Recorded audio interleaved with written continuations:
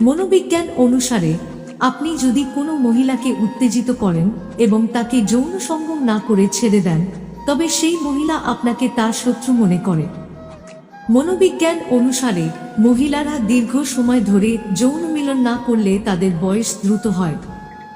গড়ে একজন মহিলা প্রায় 2-5 মিনিটের মধ্যে সন্তুষ্টি অর্জন করতে পারেন।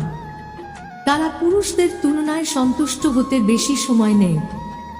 বেশিরভাগ পুরুষ বিছানায় মাত্র 1 থেকে 4 মিনিট থাকতে সক্ষম হয়, যার কারণে মহিলারা সম্পূর্ণ তৃপ্তি পান না।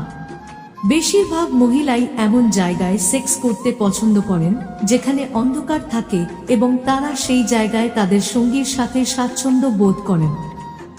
সহবাসের সময় যখন কোনো মহিলা নিজে থেকেই ঝাঁকুনি দিতে শুরু করেন, তখন বুঝবেন মহিলাটি খুব উত্তেজিত হয়ে পড়েছেন।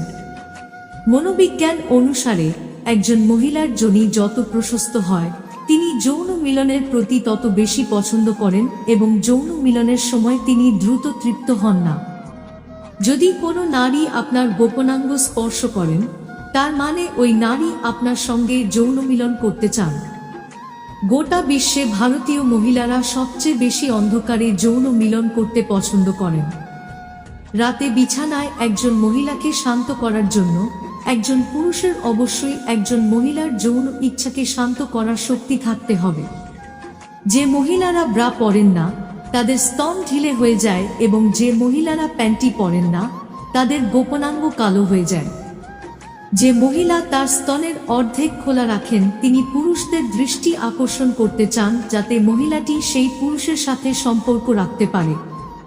মনোবিজ্ঞান অনুসারে যখন একজন মহিলা যৌন মিলনের জন্য সম্পূর্ণরূপে প্রস্তুত হন, তখন তার উভয় স্তন ফুলে যায় এবং তার শরীর গরম হয়ে যায়, যার কারণে তার মুখ কিছুটা লাল দেখায়।